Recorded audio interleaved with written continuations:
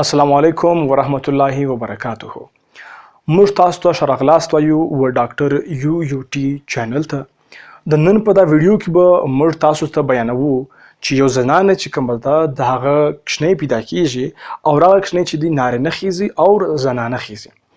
نو سوال چې کوم دی په دې کې چې کوم کردار دی هغه د چا غ دی؟ هغه د پلار غ دی که د مور غ دی؟ مطلب د نر غ دی که د ښځې غ دی؟ او سات سات موږ به راځو د دې حل به هم ګورو وایو به سر په خلاصو. نو اول راځو موږ د سوال جواب په طرف ته. چې کوم پیدا کیږي آیا دا به نارینه یا به زنانه وي؟ په دې کې کردار د چا دی؟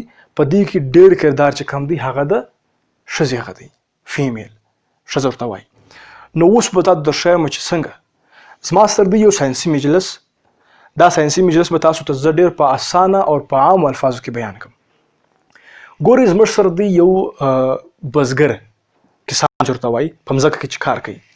او دغه کسان سره چې دي زموږ سره تخمونه راسره دي. دا ګوره تخمونه دي. ګوره دا تخم چې کوم دي زموږ سره دوه قسمه تخم دي.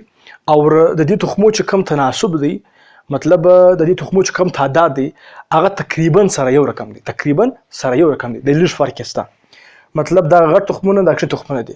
د دې اپس کې چې کوم تعداد دی که دغه لست دا به تقریبا نیم، مطلب دا یې چې ماجه فرق وي د دغه دوه تخمو. بهرحال دغه زموږ سره یو کسان دي، د ده سره دا تخمونه ورسره دي او څلور مځکې ورسره دي. او څلور مځکې چې کومې دي دا ګرده مختلفه مځکې دي. او تاسو په دا شي باندې ښه پوه یاست، ښه خبر یاست چې تخم په یو مځکه کې یو رقم کرل کیږي، په بل مځکه کې بل رقم کرل کیږي، په بل مځکه کې بل رقم، او دغه رقم په هر مځکه کې چې دی خپل خپل خاصیت وي هغه رقم مځکه چې دغه تخم کري. نو اوس دغه تخمونه او د مځکې چې شو بولی دغه سړی وبولي چې دغه سره جسمي سره دي، او د مځکې چې کوم دي دغه ښځې وبولي. اوس دغه سړی چې کوم دي د څلور ښځې دي، و یوه ښځې ته چې دی څه وخت جرثومې منتقله کړي د هغه څخه خالص نجونې پیدا کیږي. او د هغه سړی چې د بلې ښځې ته جرثومې منتقله کړي خالي هلکان پیدا کیږي. د هغه سړی دی د خپل درېیمه ښځه ده هغه ته څه وخت د جرثومې منتقله کړي د هغه هلکان نجونې دواړه پیدا کیږي. او د هغه سړی دی بله ښځه ده و هغه ته چې څه وخت د خپلې جرثومې منتقله کړي د هغه څه نه هلک پیدا کیږي نه نجلۍ پیدا کیږي، ګس یې کښینه پیدا کیږي. اوس په دې کې څه مخته چې کوم دی بله خبره پټه ده هغه دا ده، ګوره دا مځکه چې کومه ده په خپل صلاحیت سره چې کوم دی دغه کم تخمونه دي دا قبلوي او هغه تخمونه چې کوم دي بیا راشنه کوي. نو ساینسي زبان دا وایي دا مځکه چې کومه ده په دې کې دا کوم صلاحیتونه چې کوم دي هغه دا رقم دي، خاص په د ښځې غرض درښایم چې هغه چې کوم دي د خاص قسم کیمیکل ځان سره آس پاس خارجوي. هغه کیمیکل چې کوم دی هغه په دې کې چاڼ کوي، په دغه تخمو کې چاڼ کوي، یو قسم تخم ځان ته بیایي. نو که چیرې دغه ښځې چاڼ وکړي او خالص په دا دوه تخمو کې د نارینه چې کوم تخمونه دي، دا نارینه چې کوم تخمونه دي، نارینه تخمونه چې دي هغه ما ټول دوه قسمه دي.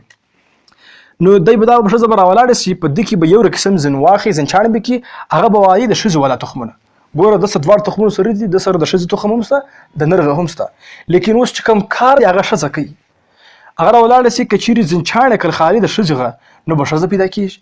که دا ښځې چاڼ کړل ځین واخیستل خالي د نارینه تخمونه نو به خالي د نارینه کشیان پیدا کیږي.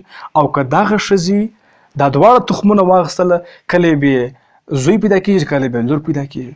او آی چې به کومه ښځه ده آی به یو تخم هم نسین قبلوي، تخمونه راسي کار نه کوي. او بل کیس هم کېدلی سي، بل کیس دا رقم کېدلی سي چې ګوره دغه سړي چې کوم دي نور ګڅه کوروالی نه یو کوروالی او هغه کوروالی چې د سره د کوروالي کوي او د چې کوم دي نه بچی پیدا کیږي، نه مطلب بچی ګڅه پیدا کیږي. نو دې چې کومه وجوهات دغه دا کېدلی سي چې په د تخمو کې هم کار کېدلی سي، په مځکه کې هم کار کېدلی سي، مطلب په ښځو کې هم کار کېدلی سي، په نارینه کې هم کار کېدلی سي. وایي جلا مجلس راغلی سي. اوس دغه مجلس موږ وکړي چې یو ښځه چې د خالي نجونې پیدا کړي یا بله خالي هلکان پیدا کړي او رابله چې کومه ښځه د هغه نجلۍ او هلک دواړه زیږي. معذرت غواړم په پښتو کې لږ الفاظ پورته کښته کېږي، ما یې هغه سر په خلاص کړي چې کوم مجلس روان دی. نو خبره اسانه ده چې کار د چا غه دی؟ د ښځې غه دی. ښځه چې کومه ده هغه دا تخمونه چاڼي او په هغه کې بیا تخمونه اخلي. نو دغه څلور ښځې وایي، ما مثال درکړي. اوس دا خبره چې کومه ده هغه د حلقه ده، د دې به څه حل وي؟ ګورئ موږ تاسو چې یو ټوله مسلمانان یو، موږ ته اسلام دا راښیي چې دا ګرد الله طرف څخه ده، دا ګرد مجلس چې دی د الله د طرفه څخه دی. او بل چې کوم دی د دې موږ علاج هم کولی شو په مختلفو طریقو سره چې کوم دي د نارینه خاص هغه چانسوي موږ ځنه وباسو بیا په ښځه کې ږدو دغه رقم بیا کوم زموږ خوښ وي که زموږ خوښ وي مطلب موږ هلک وغواړو نو هلک هم ځین پیدا کولی شو نجلۍ هم ځین پیدا کولی شو مطلب هغه ښځه چې کومه ده بیا هغه نجلۍ هم زیږولی شي هلک هم زیږولی شي خو بهرحال ښه خبره دا ده چې کوم څه الله پاک درکړي دي پر هغه باندې اکتفا وکړه شکر ادا کوه فرمایي الله پاک لئن شکرتم لازیدنکم قرآن کې سته ګوره قرآن دی حدیث دی اسلام دی ګوره موږ که چیرې اسلام ته نږدې شو زموږ به ډېر کارونه چې کوم دي هغه به اسانه شي او سم به شي او دریم چې کوم زه د دې حل درښیم هغه دا دی چې تاسو که چیرې ډېرې مځکې پیدا کړئ نو به ډېره فایده وي مطلب ډېر ودونه وکړي نو خپل خواهش پوره کولی شي د یوه څه به خالي نجونې د بل څه به هلکانې د بل څه به نجونې هلکان دواړه کېدلی شي وشي او بل زه تاسو ته حل درښیم اخري هغه دا دی ګوره صبر چې کوم دی د هغه د الله پاک طرف سره ډېر عجیب عظیمه یو انعام دی د دې په وجه باندې ډېر کارونه چې کوم دي هغه حل کېږي هم او که چیرې تاسو ته فلحال نه میلاویږي زر نو کېدلی شي لږ ټایم بعد میلاو شي او کېدلی شي په تا کې ستاسو خیر وي انسان د خپله خیره څه نه خبر ګوره وایي هغه پښتو کې ډېر ښایسته متلونه شته وایي سړی ولې زوی غوښتي خیر یې نه غوښتي نو که زوی که لورې د الله پاک طرفه څه دي الحمدلله پوښتنه دغه څه وکړه چې د هغې نه ډېره مننه تاسو زموږ خبر واوردله او هیله لرم چې سر په خلاصه وي نو د الله پاک څخه د هر شي غوښتنه کوي او زموږ تاسو چې کومه کامیابي ده په دنیا او په آخرت کې ته معلومه ده هغه د خالصه د الله پاک لار د الله پاک قرآن دی او د الله د رسول چې کوم حدیث دی هغه زموږ لپاره چې کومه د ډېر بهترین نظریه ده د پوهنې نو که چیرې موږ عمل پرې وکړو زموږ به دنیا او آخرت دواړه سم شي ډېره مننه جزاکم الله خیره فی الدارین السلام علیکم